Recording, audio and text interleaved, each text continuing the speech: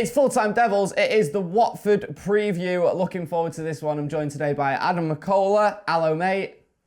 Have you seen this? Look, I can whiten my teeth with my phone on this. Wow, sparkling. Shut your mouth. He's blinding us, mate. Blinding us. Right, Howson's here as well. Howson looks really impressed by that. Hi, Howson. And James gone. Young is here too. Gone. James, good to have you on the channel, pal. What's that? Right, we're going to get stuck in. I just said good to have you on the channel, pal. It's a fucking chaotic start today. Let's just get stuck straight into it. How are we going to beat Watford? Like, genuinely, I'd be more confident coming up against bloody City or Liverpool. But for some reason, we come against these smaller sides and we just can't break them down. Adam, we've asked the question many a time, but do we have any more discoveries? What is the problem? I don't know if Watford are actually going to play with that low defensive block, especially at home, especially with the way they're playing.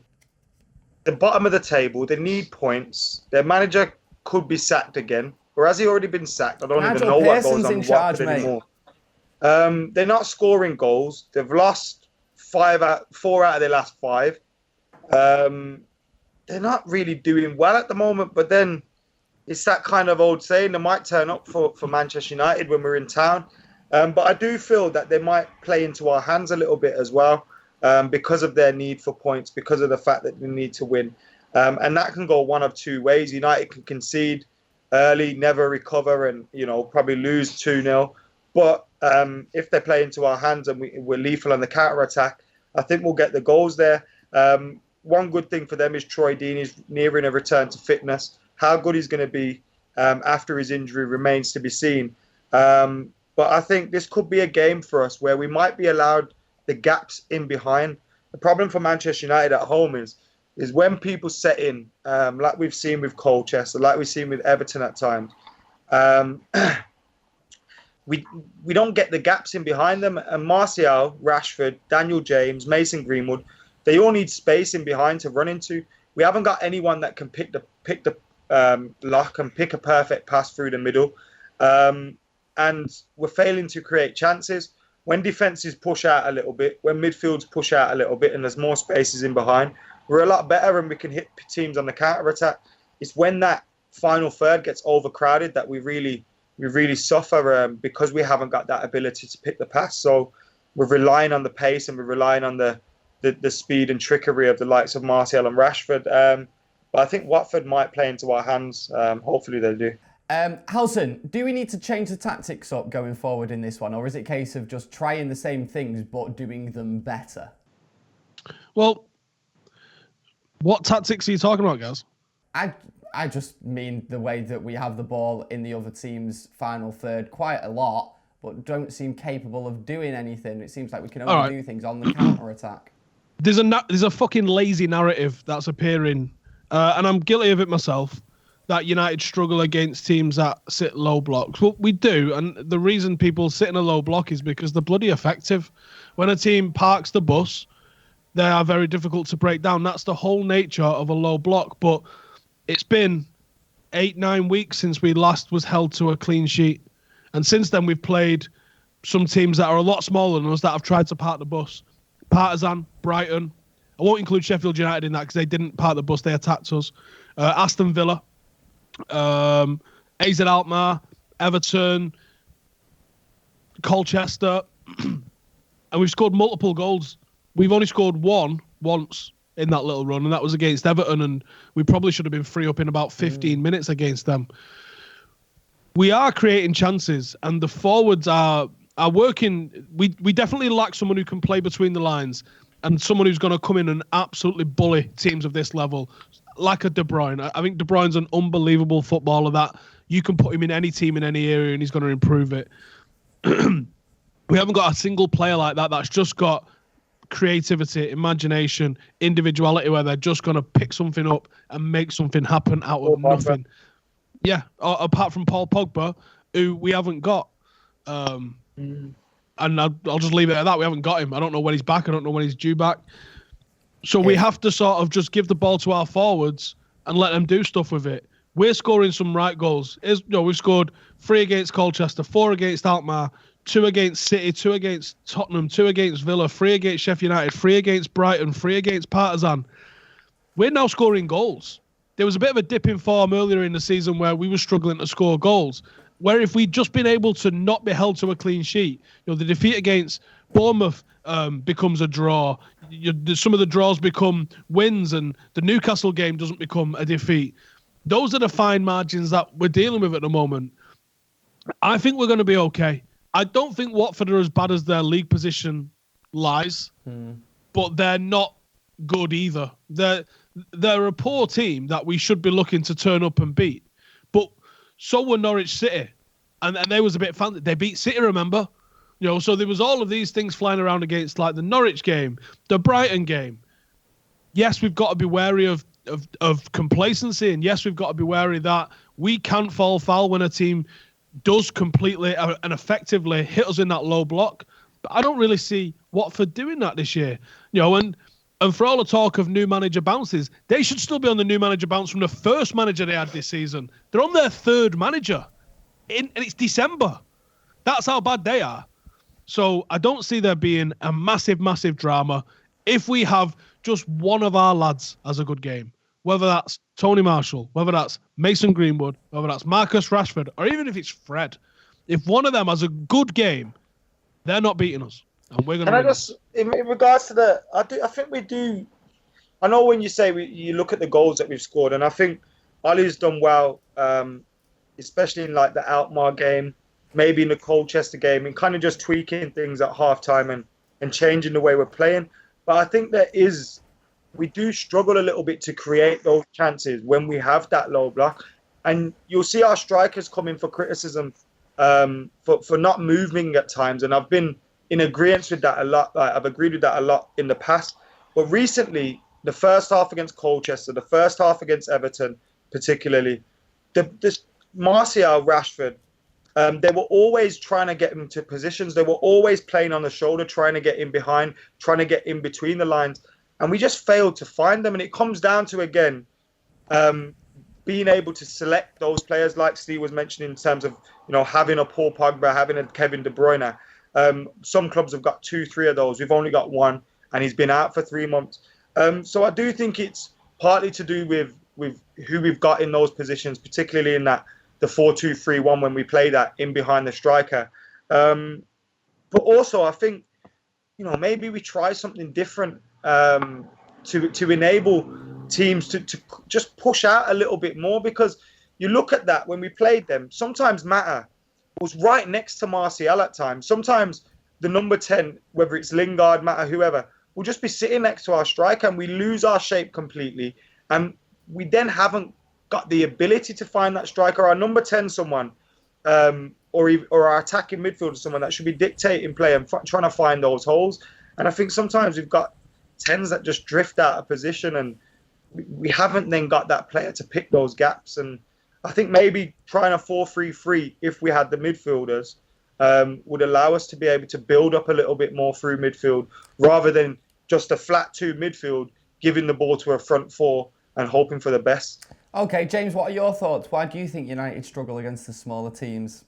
I think I think Adam and Steve pretty much got it on the head. I mean, I think we failed to have that sort of creative midfielder, similar to sort of a Mata in his prime that can sort of unlock defences and chip balls over the top, similar to sort of like a Michael Carrick type player as well in there. I think we might have that player in Pogba, but if he doesn't want to play sometimes, if he's not on the game, he's not on the ball, then I don't think he offers that sort of thing. And I think it's obvious if we're going to sign someone in January, we were talking earlier about Haaland, but I'd rather we go for someone like Maddison, actually, who could probably get us more points over a season in terms of the amount of sort of passes he can play and through balls and everything. What about, just randomly, what about giving Angel Gomez a bit more of a go? I know a lot of people thinking he's probably off, but maybe this is why, because he's not being given a go and we need a player in that position. Do you know what, guys? Mason Greenwood was offered a contract at the start of the season and he signed the thing and he's played. That should be a lesson, I think, to Angel Gomez. If you want to be here, sign the contract and you'll get played. It's a two-way street. You're not getting the opportunities. Well, how about sign the contract that's in front of you? You're pretty sure the opportunities come. People need to stop pandering to people who don't want to fucking be here. I'm absolutely sick of it. Whether it's Pogba, whether it's Angel Gomez, Solskjaer's building and changing the fucking culture of this club from a bunch of slap-ass, mercenary, whiny cunts to a load of players who actually want to be here and play for the fucking club, right? So let's get behind the ones that want to actually fucking be here and stop pandering to a load of fucking widgets that don't. I just leaving a little gap there so that can be cut out because that was fucking brilliant. I think it's bang on though. That's why it's bang Angel on. Gomez has played. Absolutely spot on. Not sign the deal, then you're gonna, what's the point in dangling that carrot there for you? And then what? We play you and you play for a new deal elsewhere. We're going to develop you so that you bounce into to go and start a better somewhere else. No, we'll develop the ones who want to fucking be here. It's a very good point. Question asked and answered. Go on, James. Continue. That's the thing with Pogba, right? If he doesn't want to play here, then go. I'm sick of it now. Why should we be pandering to people like him? If there's the same thing with Beckham, right? No one's bigger than the club, and if they think they're better than them, if they think they're above the club because they're on a certain wage, they've got a certain agent, they can go. Get out. Fair enough. On that note, though, I don't think Beckham wanted to leave. I think Fergie wanted him to leave. Yeah, but the point still stands in the sense that Beckham... Like, no one's bigger than a club, granted, yeah. And that's why he got rid of Roy Keane as well. Yeah. But I don't think Beckham ever wanted to leave, though. Beckham is bigger than every club. Right, now... Let's just put that out there. Moving forward, obviously Watford, I mean, you'd think they'd be on a bit of a manager bounce, as Howson referred to before, but they are on the third one of the season now. Fucking posh. Of the season! Are there any... I'd still have them in the running. I have another one before the end of the year. They probably will.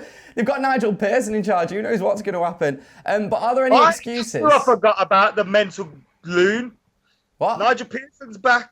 I know. I'm genuinely surprised no one's responded to a question from me today saying that is a stupid question and referred to me as an ostrich. But that's all I remember him for mainly. Adam, are there any excuses in this one for not beating them? No. It's a Premier League game, isn't it? And anything can happen in these games. We've seen it before, and they went to Liverpool the other week and they lost 2-0. And on the face of it, it looked comfortable. Like Liverpool took a 2-0 lead, took their foot off the gas, but they had chances in that game. And they actually did. Now I've remembered that Nigel Pearson's there. They actually showed some sort of bounce, not in obviously result, but in terms of performance. Troy Deeney's back in the team. That's a big lift for everybody around them. Should have made him manager. If he starts, he'll be good he'll bring out the best in Gerard Deulofeu as well, who I think's a magnificent talent. So they do have players that on their day can cause us a problem, as any team in the league does. And they will, of course, be a lot more defensively structured, I think, under Nigel Pearson. I think with the last manager, what we saw is he was a man that had been there before, got sacked, come back to a dressing room that wasn't united, and a dressing room that was pretty much the same one that he had left. And he had left for probably having a broken dressing room. So I couldn't see him being a man that was going to unite that dressing room and unite the team and get them performing again. And I think in Nigel Pearson, they've probably now got a manager, whether that's for the long term or not. I'm not commenting on him as a manager in the long term, I don't think much of him. But in the short term, they will be obviously playing for him, and they'll be playing more as a team and as a unit. So, we're not playing the Watford they are bottom of the league, but we're not going to be playing that Watford that have been getting battered every week and not performing and not getting points. There will be a little bit of a recovery there. They're at home in front of their own fans. Their fans will have a little bit of a bounce as well, probably a little bit more expectation. Is it their first game under Nigel Pearson at Vicarage Road now? I think it may be. So, there'll be a little bit of a reaction there, and they can cause us problems, but we'll only have ourselves to blame because, if you look at the team, even without Pogba in midfield, if McTominay and Fred start, that's more than good enough. Decore hasn't been performing anywhere near the levels that we're seeing him getting linked with the big clubs around the world. So, our midfield should be winning that battle. You look at the front three, I imagine it's going to be Danny James, Marcus Rashford, Anthony Martial, or if Mason Greenwood's in that. But whoever's in that front three, they should be causing their defence problems. yes, they've got talents like, Craig Cathcart that came through at Manchester United and players like that. But ultimately, we should. Danny Welbeck, your favourite player. Yeah, Danny Welbeck is there. He's injured. He's injured though, innit? I think at the moment. Clavely's injured as well. Yeah. Look, I know you mentioned they're obviously going to be on a bounce of some sorts at the minute, but let's not forget they are bottom of the league. Confidence should be pretty low. James, I'd quite like to see not only United win a game against lower opposition, but to actually dominate on performance and result as well. Is it about time that Ole Gunnar Solskjaer starts really getting these big results against these smaller teams? Yeah, I mean, obviously this week's coming up to the anniversary of the game against Cardiff last season, and I think if we could get, I know it's just sounding really obvious, but a repeat of that would be great. I think there's no reason why we shouldn't be able to beat Watford by a big score. I know they've got a new manager in Pearson. I know he did very well at Leicester to keep them up. But really, I mean, if you compare the two sides, I know Watford are probably a bit better than they are at the table. But United really should be putting at least 2 or 3 past them. They're a lot better going forward. I think even defensively, Lindelof and Maguire are better than what Cathcart offers at Watford. But I think, we were talking earlier about them playing that low block. I think, in general, we saw against Colchester midweek, it would be harder for United to maybe win by a big scoreline if they put everyone inside their own 6-yard box, and maybe it'll make it difficult for United to score more. But I don't even think Watford can't even do that. I don't think they could even put every single player inside their own box. I think Rashford and Greenwood or James or whoever should have enough of themselves to really see themselves off. And if we don't get the result, then there's no excuse for it, because this is the type of game at the end of the season where if we don't win, we look back on it and go, shit, we should have won that. That was the game that would have got us into the top 4. So if we win these games alongside the ones against City, Chelsea, Spurs, then we should qualify for the Champions League. But it's these games, the ones against Newcastle, the ones against Bournemouth, that will end up costing us at the end of the season.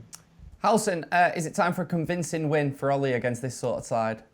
Don't really give a shit, mate. As long as we win. If we win 1-0, 89th minute, deflected own goal, don't care. But right, now, I know what you mean by that, if the performance is good as well. Like, if it's a really good performance and we only win 1-0, you're like, fair enough. But surely we want more goals with it to show that we can actually take these chances a little bit, because that's been the problem that we've been saying.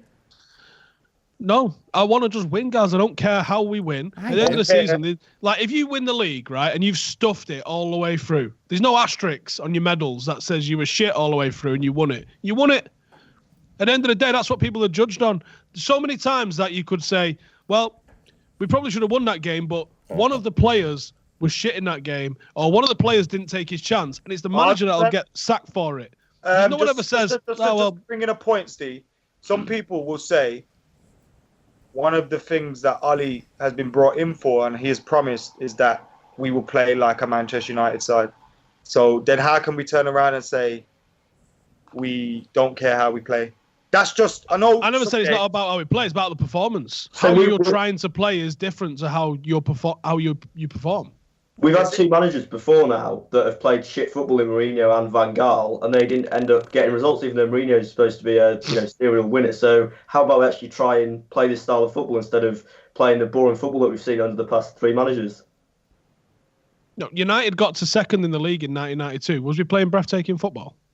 No, but James was a twinkle in his mother's eye in 1992. Right. All I'm saying is, under 1992, United should have won the title that season anyway, and it was building progress under Ferguson, and we ended up playing attractive football. And I think some of the matches that season, we can't play attractive football. Didn't we play like 5 matches in 5 days towards the end of that season? It was about 7 days. Yeah, exactly. So you can't play attractive football. 2, drew 2, something like that. Yeah. Ultimately, the style and the attractiveness of your play comes secondary to results. Does it? If Ollie was sat, no one's pulling out fucking percentages of how good the performances have been, are they? They pull out percentages of how many you've won. It's a fucking results business, guys. That's all that matters. Did you win? No. Shut the fuck up then. That's all that matters.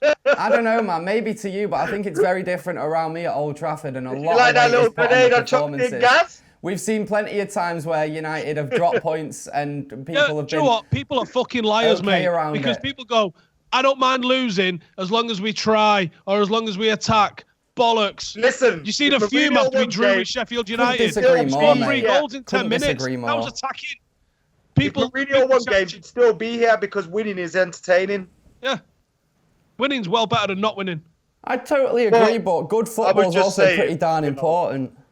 We can't complain. We can't say, I just want to win, when the manager was brought in on the basis of I want to bring this whole United vibe back. Yeah, but the United vibe is winning. Yeah, but he's Got not that that vibe.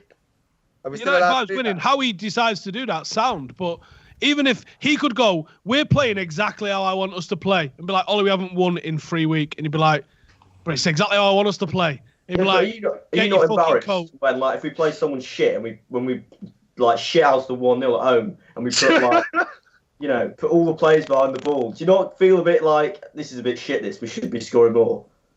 I don't care when we get 3 points. James, I cared. I was fucking annoyed. It was embarrassing. I remember like those games under Van Gaal. Like, I'd much rather win 5-0. Obviously, I'd rather see goals, but no one's going to be like, oh, it was entertaining. Let's keep him. But he's not won in 4 months. Yeah, but it's entertaining. Yeah, but there's Moyes not- was why are we entertaining. so- Stood at the stadium not having a fucking clue what was going to I know, happen. but it's such a daft David Moyes argument. playing attacking football. It's such a Yeah, daft it's entertaining. argument because you're saying, And Olympiacos. oh, what if he's He not was won in 4 shit. months? He's not. That's not going to happen, though, is it? You know what I mean? So it's just you're coming up with potential things that are never going to happen. I'm giving you some Extremes on either prime side. examples. David Moyes could beat teams 5-0. David Moyes never part of the bus. David Moyes went for Yeah, he it. did. David He did Moyes part of got the bus. fucking smacked up by City and Liverpool at home and everyone lost their shit. Right? David Moyes' football. Don't everyone chat So shit. They come don't on, care. David Fucking Moyes. Well, they do. Play like Fergie's boys. We'll go wow, wow, wow. Who runs the Out of Context United Full-Time Devils account? Get on that. Get on that. You, Gaz. You. Me? You cunt. You. It's not fucking me. How much time do you think Yes, I've got it is. on my hands? You've been rumbled, son. And your cat's Twitter account as well. That's you. You what? Your cat's Twitter account. What the fuck is going on here? There's 2 accounts set up for my cat, neither of which are me. It's weird that you think that I'd do that, but let's move on. Predicted 11s, guys. Who's going to start in this one? James, what do you reckon? Right. I think, to be honest, I think it's going to be unchanged from Everton, just because I feel that, I don't know, I think that's probably the best. Well, I don't think the best options. I think Williams should probably get a game, but I think that we will end up going. Hang on. Do you want to give you a sec? I'll give you a sec to prepare, James. We'll give you a sec. Adam, do you have your team? He won't have his fucking team ready either. I got David De Gea in goal, Go on, Aaron Adam. Wan-Bissaka, Go on. Maguire, Twan Zabi, Yeah.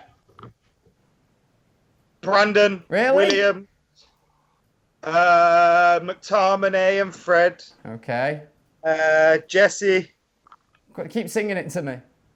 Rashford, Marshall and James.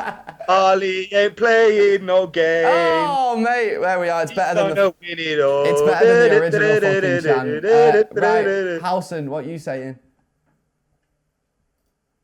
Have you got your team ready? Well, Who, me? Yeah. Who? You. Oh, me? Stephen Howson. Okay. De Gea in net. Wan-Bissaka right back. Greatest left back in the world, left back. Luke Shaw. That's Brandon Ashley Williams. Young. Ashley Young starts. I mean, is that kid not going to be a cult hero at United? He played, 20 minutes the other day? He had a fight. He get booked. Like, he's fucking top, innit? He's That's meant to everything you watch. want. Because you like, if I was like 15 years younger and 5 stone lighter, that'd be me, that. And better, obviously.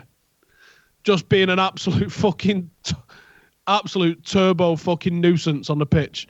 So yeah, Brandon Williams, and obviously because I think he offers more in the final third, and you're definitely going to need that this week. I'm going with Maguire and Lindelof because I think that's what Ollie's going to go with, but I do hope by the end of the season that it's going to be Axel. Axel. Axel. And I'm going with McTominay and Fred. Axel. And get ready for this one, Nick. We're going 4-4-2 with the boys. Manchester United will be playing Mike Bassett's back, 4-4 bitches. fucking 2. 4-4-2, like we knew that we could. James Pondy right, Rashford on the left, Tony Marshall and Mason Greenwood just off him because he's earned it. And I actually would like to see how he does as a partnership because I think when Tony's getting it and holding it up, everyone's a little bit far away from him. I think if there was someone just able to get ahead of him, and I think Mason's one of the most underrated qualities of Mason's is his passing in the final third. He can find other people. I think he'll get an assist. So 4-4-2. You don't need to worry about them too much. Look, they've got Decore and they've got Deulofeu. Everyone else is shit. That's what you need to worry about. But yeah, 4-4-2. Sav it. Up the Reds. James, team, pal. Right, so I'm going De Gea in goal, Wan-Bissaka, Lindelof, Maguire, and Williams. Probably going to get strangled by Nigel Pearson. Oh God, yeah. Nah, he'll be... McTominay, he'll probably say something about his son and that tie incident on tour with Leicester, and he'll kick off. I'll tell you, I'd fucking love to see that. McTominay and Fred in midfield, and James, Lingard, Rashford, and Martial up front on his own. Decent teams, relatively similar from everyone, but that is your predicted 11s. Opposition, Watford, who are the main threats? How can we stifle them? Howson, let's start with you. I know you have just mentioned they've only got 2 players and the rest of them are shit, but can we go further than that? Delafeu is a genuine quality player that's not going to be at Watford very much longer. He is going to end up back at a decent team. I rate him. I think he's a tricky little player, and a bit like Zaha, where a smaller team probably relies on them to get goals on his own, more or less. Andre Gray also scores a couple of goals, but he's shit. Decore's good player. Everyone else is shit. Success is ironic as fuck because he's shit. Andre Gray hat-trick incoming. Cathcart, shit. Get rid of just start clipping this up now because I'm going to go for it. That Cabot, Sele, shit. Dawson, shit. Kapue, shit. Yanmat, shit. Holobas, shit. There's a reason you've gone through 3 managers because you're all fucking shit. I'm dreading this game. I'm dreading it. Deeney hat-trick. Howson, McCullough, tell me about Watford. How can we stop him? Chabalala's shit as well. Fuck off. Doesn't even know his name. Shalaba, did he just call Shalaba? Shalaba. Hey, the bracelets that everyone used to wear. Remember them? What bracelets? Remember when people used to wear them beards? Not going to say it about Ben Foster though, because he could have an absolute fucking worldie against us. Don't say anything about the goalie, for God's sake. If Ben Foster could have been arse, he would have probably still have been at Man United. Just couldn't be arse. I remember an interview. No, don't just move on. Don't talk about the goalkeeper because he could have a fucking worldie this week. Let's just move on. He said stop it. He never made it at United. He couldn't be arse. It was all about Messina shit and all. Do you remember when Lindegaard was better than De Gea for a bit? For the brief period. No, because it was lies. He never was. Yeah, he never was better than him. It was all for mind games, wasn't it? That from first. Wasn't Lindegaard on one of them stupid shows on TV? What? Match of the day. Housewives shows. What? Yeah, yeah. Lindegaard was on Real Housewives of Cheshire or something. Something like that. Kiko's fucking shit. Fucking shit. Right, James, do you have anything to say about Watford? The court, I think Delafeu. Fucking hell, right. Stop. Right, Adam, when I say James, don't fucking answer. James, what do you know about Watford? I'm just saying, right, Adini could be a bit of a threat in the air because I think Lindelof still has a lot of work to do on his physical side. I think on the ball and his tackling is good, but I think he could be a bit of trouble there, especially from corners as well. I think De Gea really needs to improve in terms of his punching in. We saw it last week against Everton. If Watford throw everyone at him, it could be a bit of an issue that. But like I said earlier, I don't really think they do have many really people that could cause much of a threat towards United. Maybe like Howson was saying, Delafeu is a tricky player on the wing, but I'm not really sure he can do much. He's a bit one of those players, a bit like Ronaldo when he first came to United and he did a couple of step overs and lose the ball. I don't really think there's much to him. But apart from that, I think we should see them off quite easily. The problem is, it seems like there's loads of players in Watford's team that, maybe they're not doing too well at the minute. The recent form hasn't been good, but all at some point in various different times have been quite highly rated at some point. So I'm like, they're all capable of turning it on. Like, there's some players there, like Yanmat. I remember when we were linked to Yanmat. Just for a brief we linked to 200 players a transfer window. We've been linked to you at some fucking point. Dutch. Exactly. It's gonna happen. But if they play a fucking worldie and they all have it on the same day, who knows what's going to happen? But let's get a score prediction. Hasn't he played the World Cup semi-final, Yanmat? James, smile! Didn't Ashley Young play in a fucking World Cup semi-final? Score predictions. I'm going to start it off. I'm going to say 1-0 United. Howson, what are you saying? 2-0. 2-0. McCullough, what are you saying? 4-0. Go on, James. 5-1. FC's back. 5-1. 1. Yeah. Is that because it's been a year since Ollie or something? No, I was going to After say he 4-0. finally smiled. Mate, wait. Like- When James speaks, don't fucking speak. It's not hard. Right, we're getting on. Don't fucking tell me what to do, guys. This is chaos, and It's not hard, that's everyone's what she talking said, over Gaz. each other because they're all numpties. What she said, Gaz. So we're out of here. See you in a bit. Merry Christmas, bitches.